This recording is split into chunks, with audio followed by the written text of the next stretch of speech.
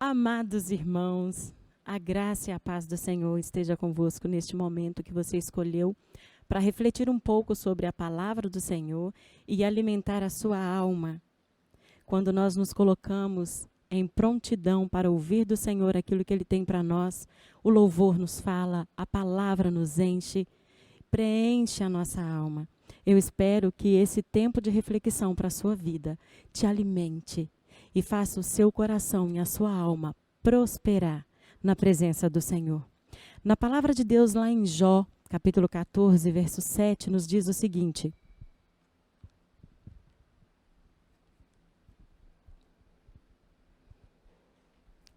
para uma árvore, a esperança, se for cortada, brota de novo e torna a viver. Mesmo que as suas raízes envelheçam e o seu tronco morra na terra, basta um pouco de água e ela brota, soltando galhos como uma planta nova. Nós somos como planta nova na presença do Senhor. Se abrirmos espaço para que o Espírito Santo de Deus preencha os nossos corações, mesmo em meio à angústia, à dor, à tristeza, o Senhor nos traz de volta, faz algo novo nas nossas vidas. E neste momento eu profetizo sobre você algo novo vindo do Senhor, direto do trono da graça, porque a esperança está no Senhor, nosso Deus.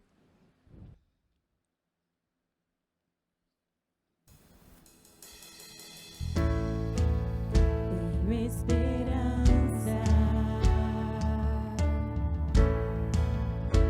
quando resposta já não há.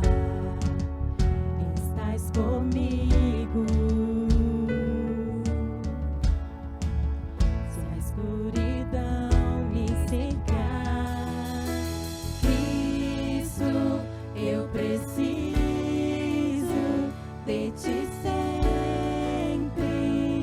preciso. Todo meu ser quer te adorar, sou teu pra sempre. Tudo transformas as forças pra quem fraco estás, tu suavizas as cargas que vamos levar. Cristo, eu preciso de ti sempre, preciso. Todo meu ser quer te adorar, sou teu pra sempre. Cristo, eu preciso de ti sempre, preciso.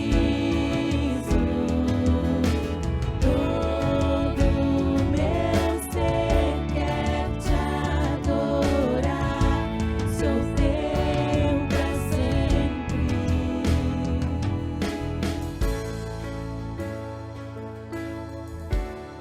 As misericórdias do Senhor são as causas de não sermos consumidos, porque as tuas misericórdias não têm fim. Escolha amor, misericórdia, Cristo sempre vai comigo, tua bondade nunca falha, Cristo sempre vai comigo, escolha amor, misericórdia, Cristo sempre vai comigo,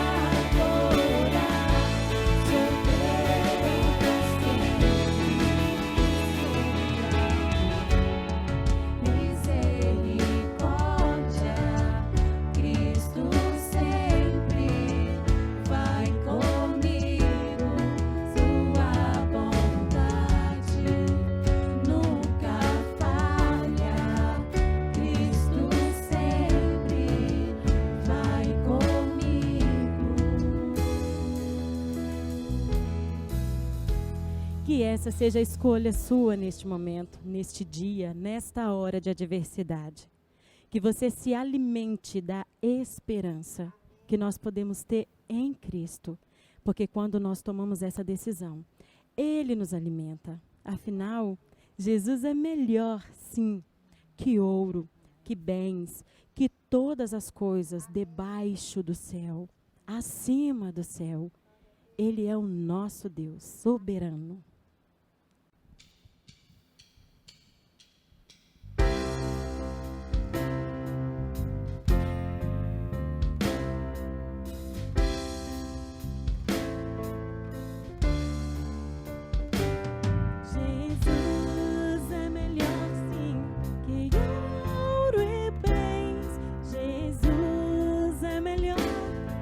Que tudo que tens, melhor que riquezas e posições, melhor, muito mais do que milhões. Pode ser um rei com poder nas mãos, mas do mal escravo sim. Prefiro o meu Jesus e servi-lo até o fim. Jesus é melhor que qualquer valor, amigo leal no prazer e na dor, melhor do que tudo Ele é.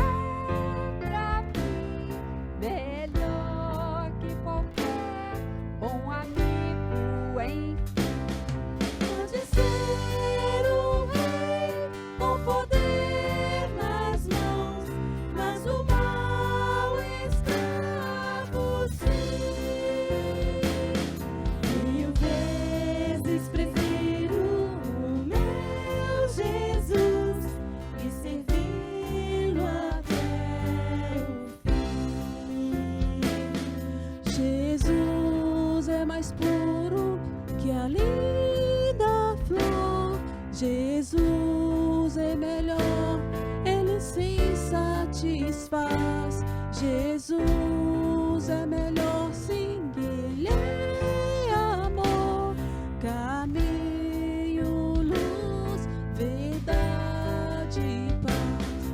Pode ser o rei, o poder nas mãos, mas o mal escravo sim.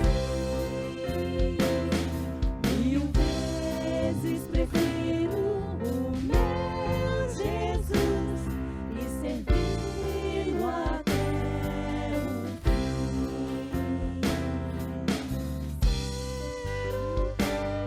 O poder nas mãos, mas do mal escravo sim. 1000 vezes prefiro o meu Jesus e servi-lo até o fim.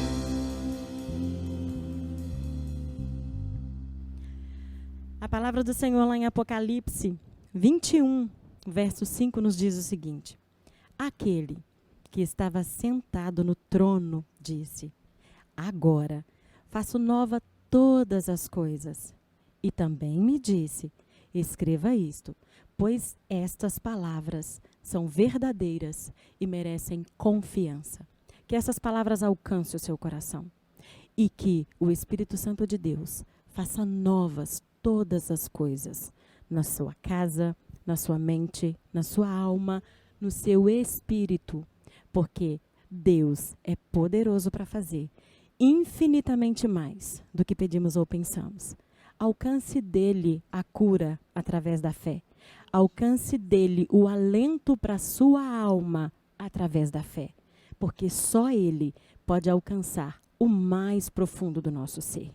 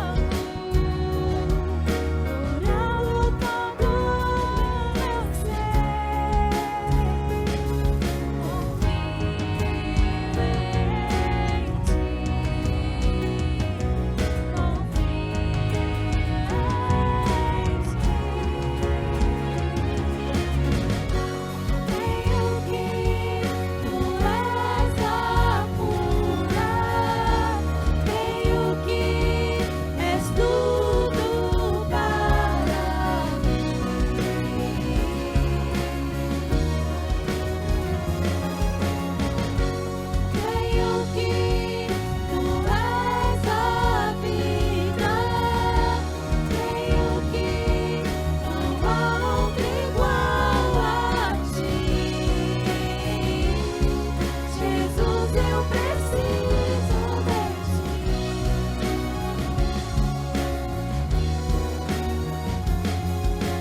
Nada é impossível para ti.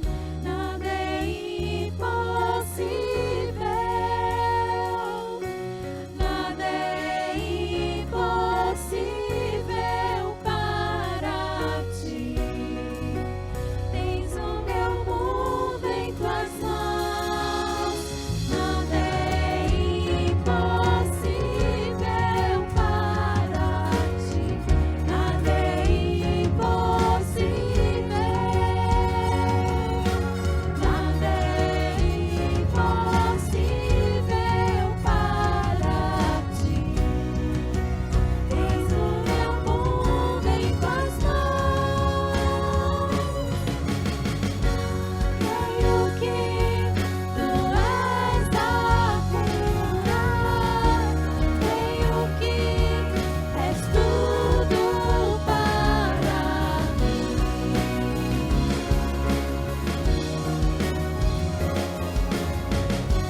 Creio que tu és a vida. Creio que não há outro igual a ti. Jesus, eu preciso de ti. Não há outro igual a ti. Jesus, eu preciso de A palavra do Senhor lá em Salmo 125 nos diz que os que confiam no Senhor são como montes de Sião, que não se abalam, mas permanece para sempre. Que seja esta a voz que emana em sua alma e em seu coração. Os que confiam no Senhor são como montes de Sião, que não se abalam, mas permanece para sempre.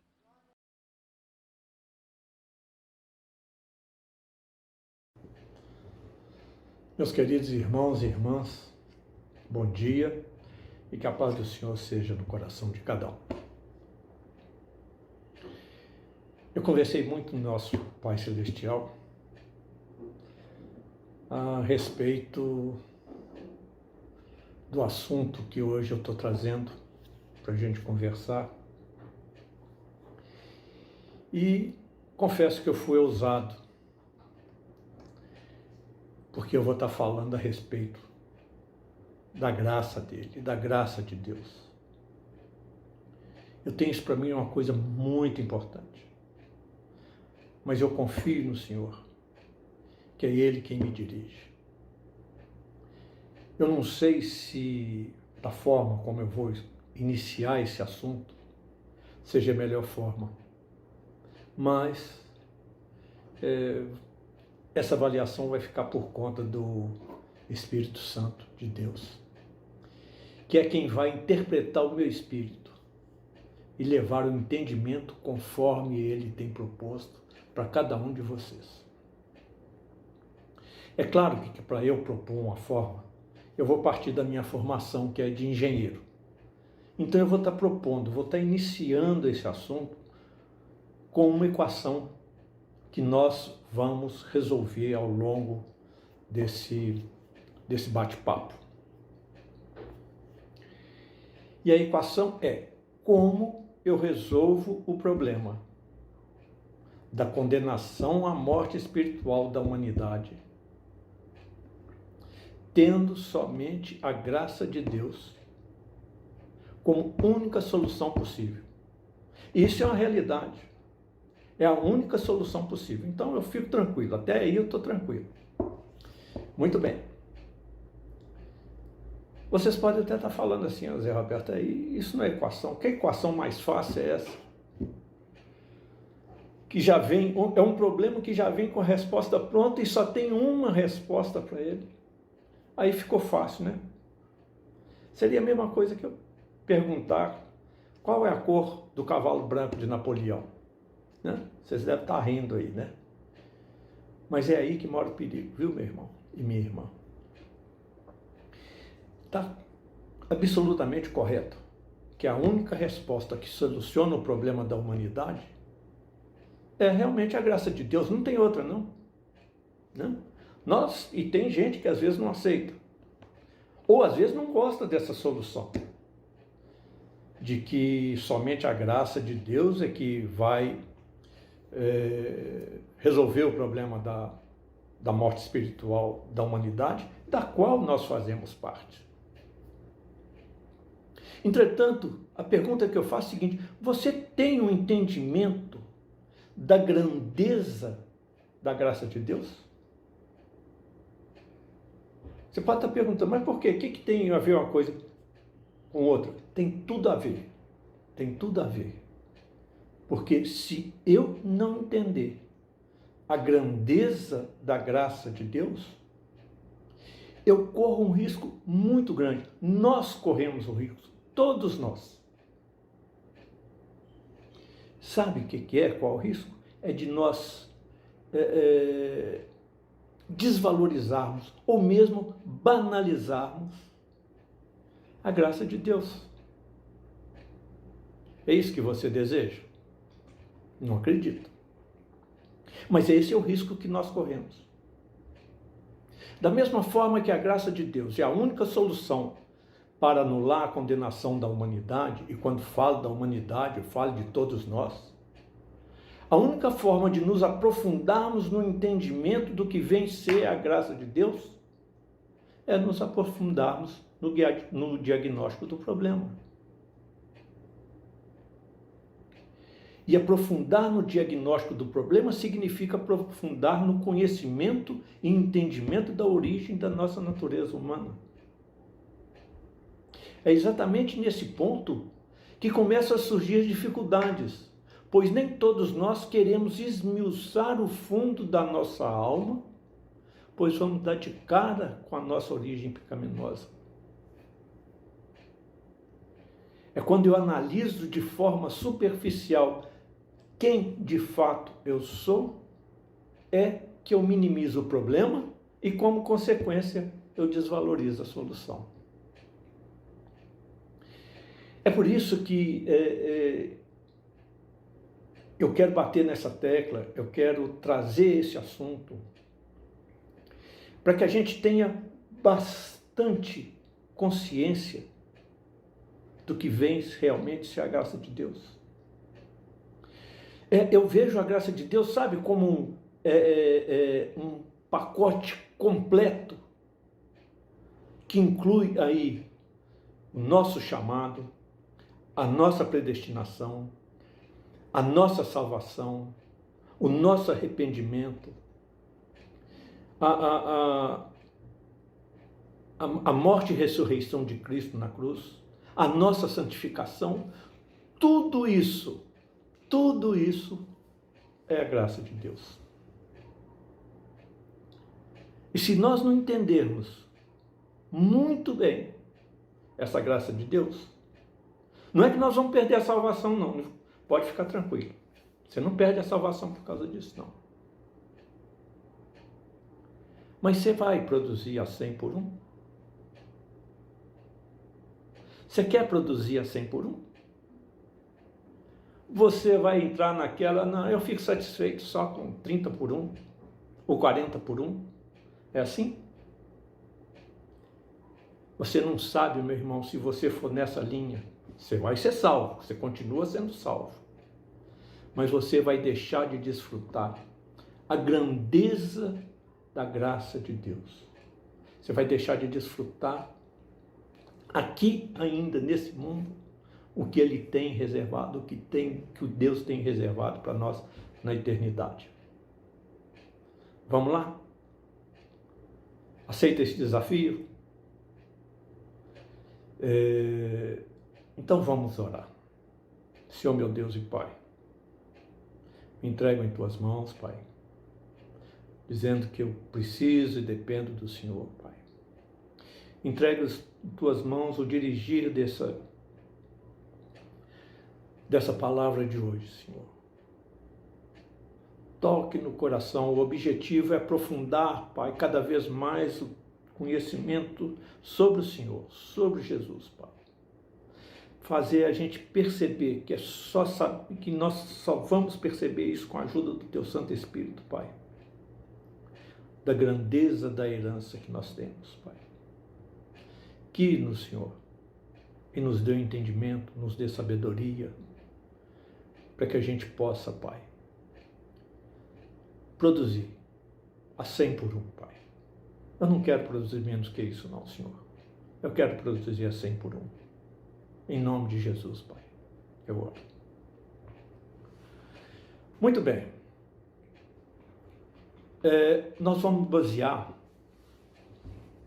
o nosso estudo de hoje em Efésios, capítulo 2, verso de 1 a 10, que eu vou ler aqui agora. Verso 1. Ele vos deu vida, estando vós mortos nos vossos delitos e pecados, nos quais andastes outrora, segundo o curso deste mundo, segundo o príncipe da potestade do ar, do espírito que agora atua nos filhos da desobediência, entre os quais também todos nós andamos outrora, segundo as inclinações da nossa carne, fazendo a vontade da carne e dos pensamentos. E éramos, por natureza, filhos da ira, como também os demais. Mas Deus, sendo rico em misericórdia, por causa do grande amor com que nos amou, e estando nós mortos em nossos delitos, nos deu vida juntamente com Cristo, pela graça sois salvos, e, juntamente com Ele, nos ressuscitou, e nos fez assentar nos lugares celestiais em Cristo Jesus, para mostrar, nos séculos vindouros, a suprema riqueza da sua graça, em bondade para conosco, em Cristo Jesus. Porque pela graça sois salvos, mediante a fé. Isso não vem de vós, é dom de Deus. Não de obras, para que ninguém se glorie. Pois somos feitura dele, criados em Cristo Jesus para boas obras, as quais Deus de antemão preparou para que andássemos nela. Muito bem. Qual era a nossa situação, então, quando o Evangelho nos alcançou? A primeira coisa que Paulo nos diz é que nós estávamos mortos em nossos delitos e pecados. Paulo aqui usa a figura da morte, realmente é uma morte de um cadáver, para descrever o nosso estado, que é o estado de uma pessoa sem Deus. Uma pessoa que não recebeu vida espiritual, apesar de estar viva biologicamente. Espiritualmente, ele está morto diante de Deus. Nós estávamos mortos, né? Mas o que quer dizer isso? Vamos ver isso de uma forma um pouco mais fria. Está morto para Deus, da forma. Todos nós já fomos ao enterro, já vimos um cadáver.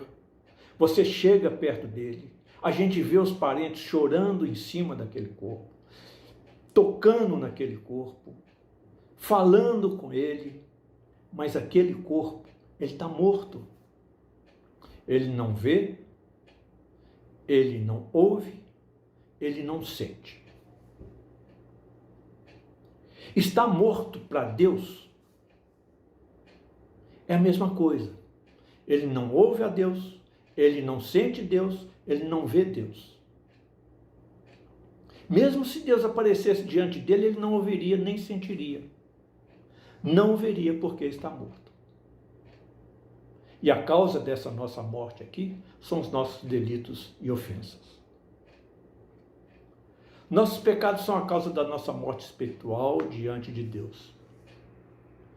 Pecado é a transgressão da lei de Deus, é você fazer o que Deus proíbe que você faça e deixar de fazer aquilo que Ele diz que você tem que fazer.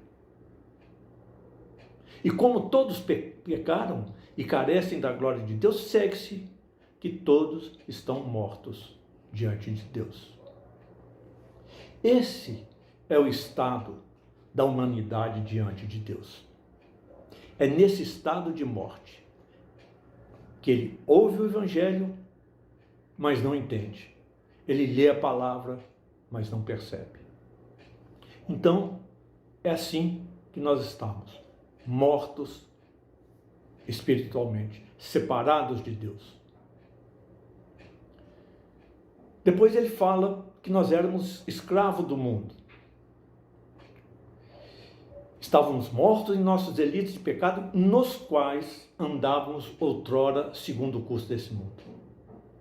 O que é o curso desse mundo? O que é esse mundo? São um conjunto de valores, pensamentos, ideias e atitudes da humanidade que está morta, que não conhece a Deus. Ou seja, antes que Deus nos desse vida, esse era o nosso caminho.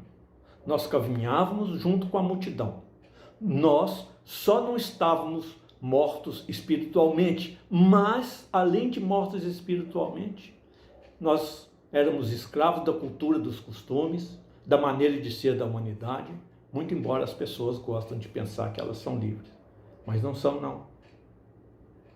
Elas são escravos do mundo. E ele emenda logo depois. Ainda no verso 2, ele diz que andávamos segundo o príncipe da potestade do ar, do espírito que agora atua nos filhos da desobediência. As pessoas que estão mortas para Deus devido aos seus delitos e pecados e que andam escravizadas pelo mundo, elas também andam segundo o espírito que agora atua nos filhos da desobediência. Quando Paulo diz filho da desobediência, ele está dizendo que não são todos que são filhos de Deus. Tem os filhos da desobediência. Por que são chamados filhos da desobediência? Porque são filhos do primeiro casal que desobedeceu a Deus. E é interessante a gente notar, e nós temos que tomar o cuidado, porque nós herdamos essa natureza de Adão e Eva. Mas quem pecou foi Adão e Eva. Nós não podemos dizer agora que o culpado da nossa morte vamos falar assim, é o pecado de Adão e Eva. Não. Adão e Eva pecou. Mas a nossa natureza que nós herdamos faz com que a gente também peque e continue pecando. Nós temos que tomar o cuidado para simplesmente não fazer igual Eva fez. Ah, não, o culpado foi a serpente, Adão falou o culpado foi Eva. Não. Nós herdamos a natureza deles, sim. A nossa natureza é uma natureza pecaminosa. E nós temos que ter consciência disso. Nós temos que encarar isso. A humanidade toda diante de Deus é filha da desobediência. A nossa raça já vem com esse mundo como descendente de um casal de gente. É isso que dá a Satanás porta para atuar nos filhos da desobediência. Se você não recebeu vida, você está morto para Deus. É escravo do mundo, e quem atua em você é o príncipe da potestade do ar. Espírito que atua no filho da desobediência, enquanto nos filhos de Deus, quem atua é o Espírito Santo. Não há situação intermediária aqui. Você não está isento e livre da atuação desses espíritos. Morto, escravo do mundo, escravo de Satanás. E você acha que Paulo... Não, Paulo ainda continua lá no verso 3. Não acabou ainda não. A terceira escravidão é pontuada no verso 3.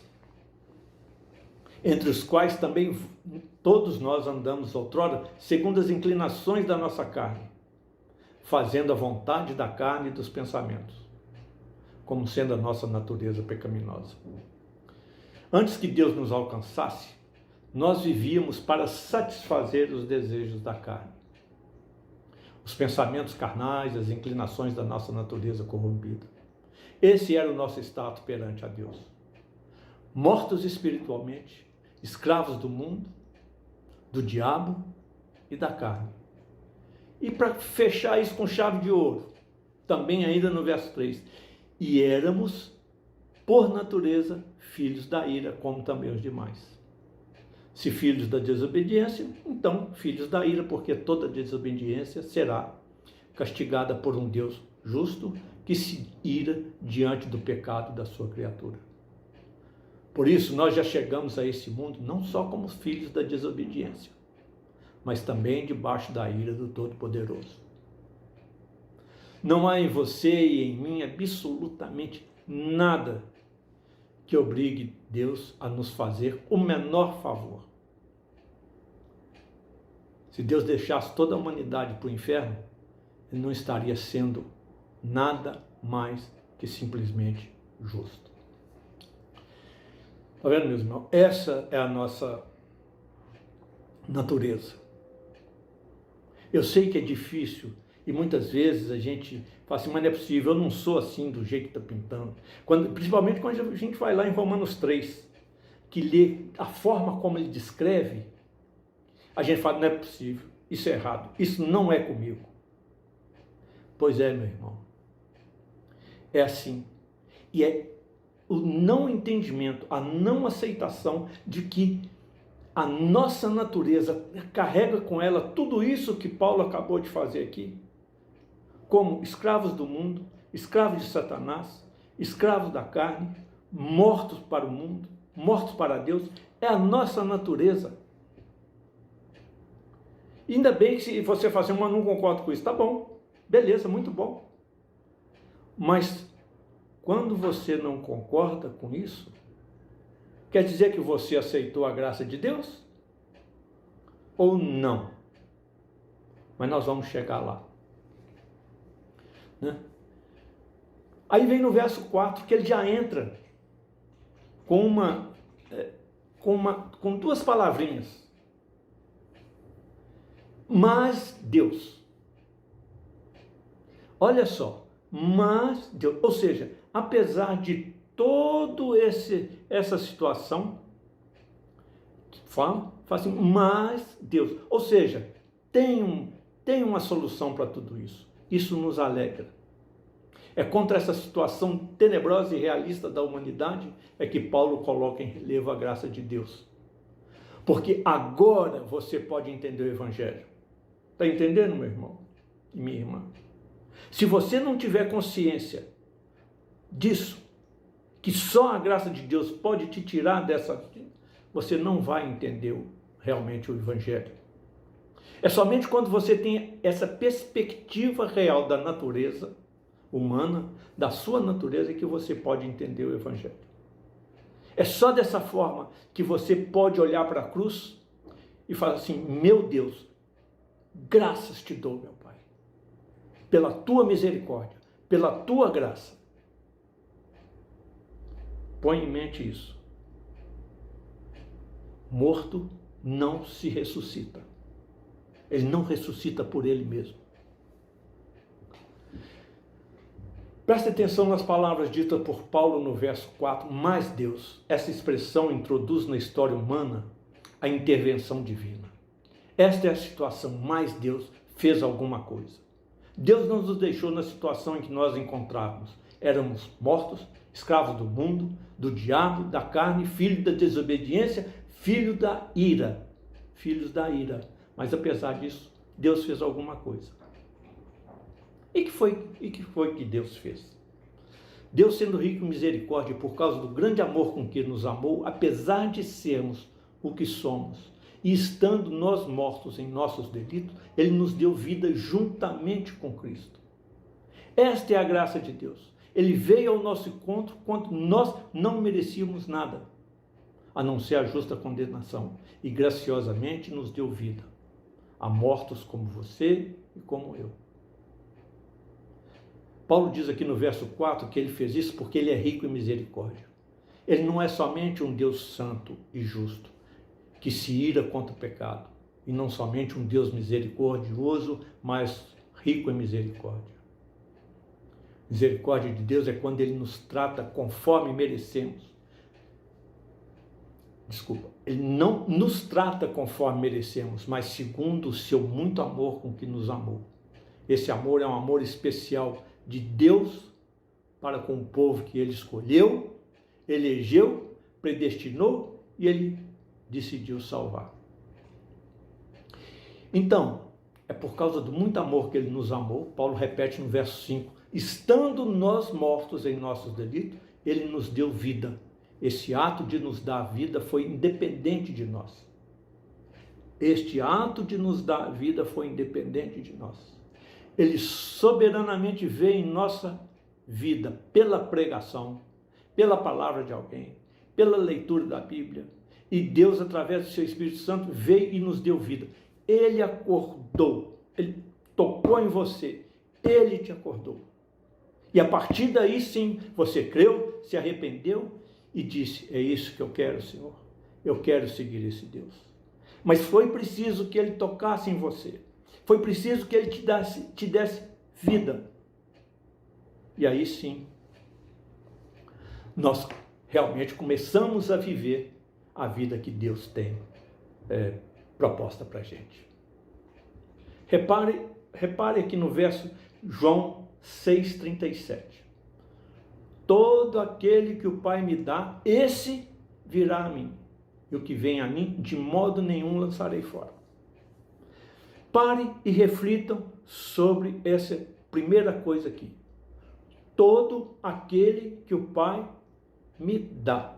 Isso é Cristo falando, é Jesus falando. Ninguém chega até lá se o Pai não indicar, se o Pai não eleger, se o Pai não escolher.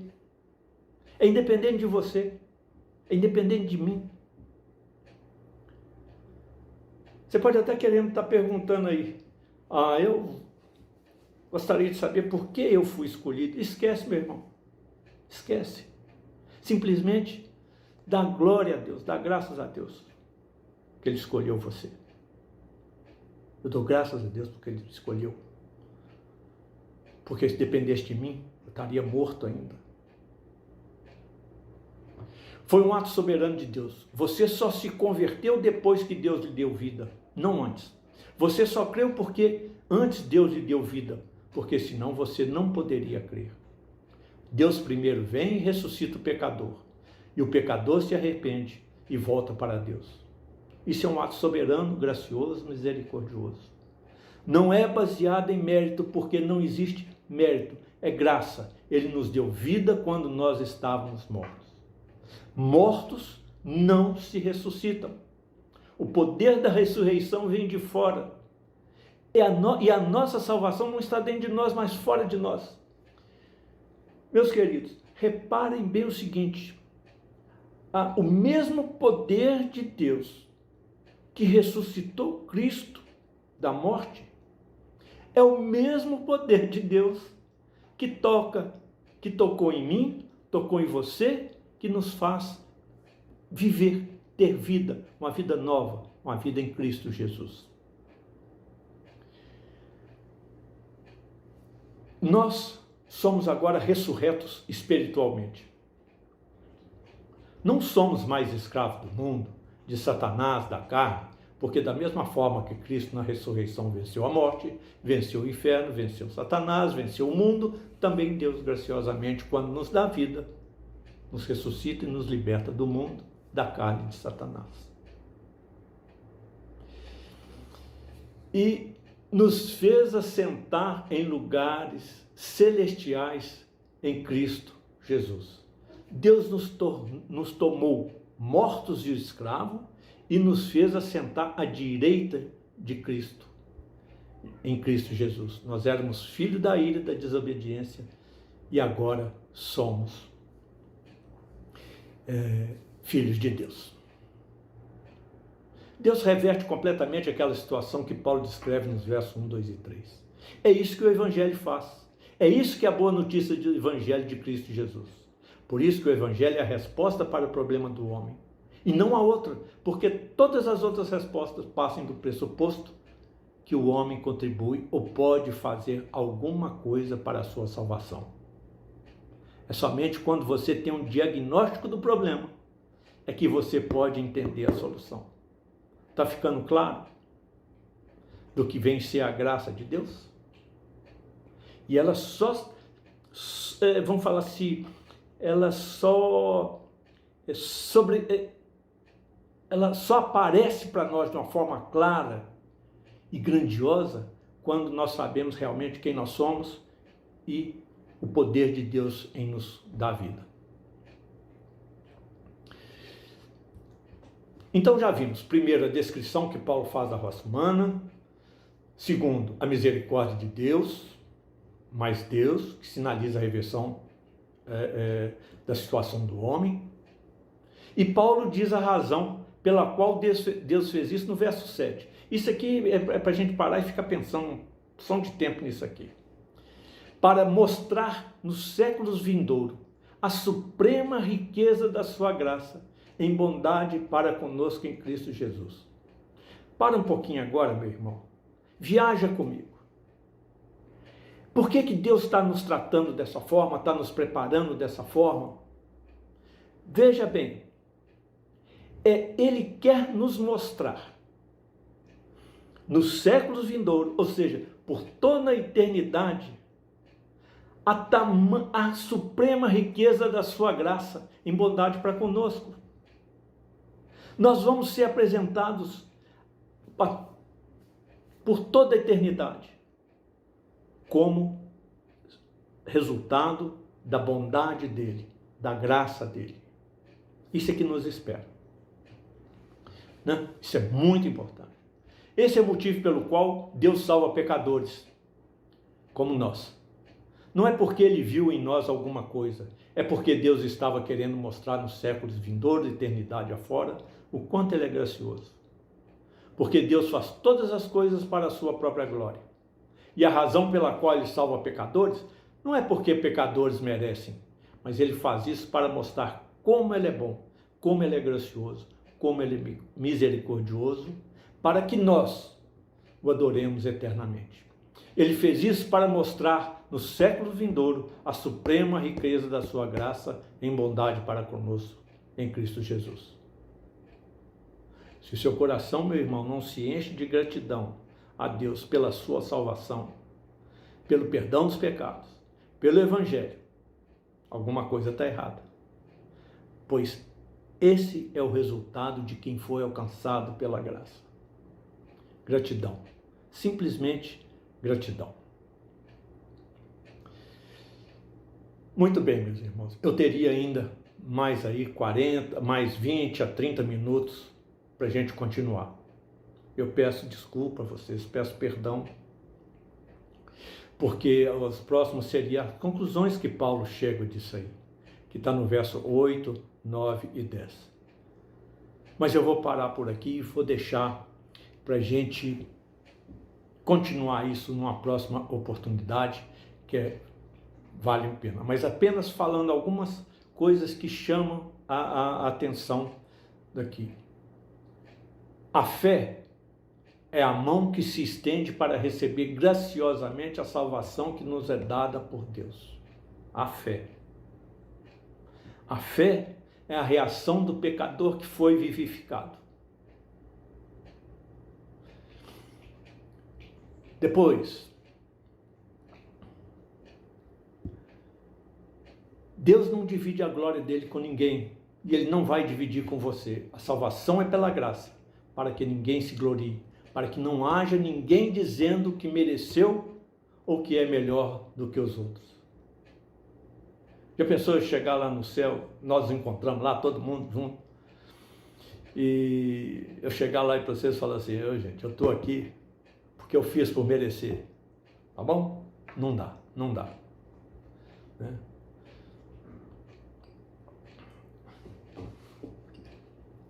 Muito bem, Paulo está fazendo uma ressalva importante, lembrando que tudo isso que aconteceu para que nós pudéssemos servir a Deus com boas obras. Isso é só o 10, que até para as boas obras que nós vamos fazer depois de convertidos, está lá no verso 10, pois somos feitura dele, criados em Cristo Jesus para boas obras, as quais Deus de antemão preparou para que andássemos nela. Né? É muito interessante, porque até para boas obras, ele já preparou. As boas obras são aquelas que ele já preparou para nós. não é aquela que eu quero fazer, não é aquela que você quer fazer, que você acha que tem que fazer. Não. Então, meus irmãos, a gente pode reparar, a gente pode notar que é graça do princípio ao fim.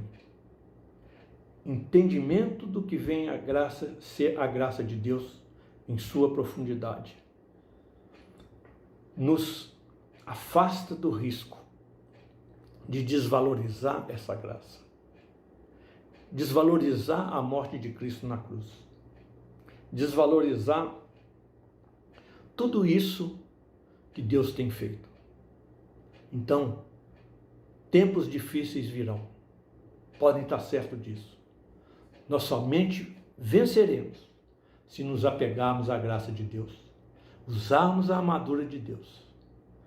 Se nos apegarmos aos nossos próprios esforços, não teremos êxito contra o inimigo. Tenha em mente isso, meus irmãos. Guarda isso no seu coração. Busque o entendimento da graça. Tem provérbios, não se estribe no seu próprio entendimento. Busque conhecimento e sabedoria de Deus, que só a graça de Deus vai te dar. Tá bom? Fique em paz, que o Senhor os abençoe e até a próxima vez.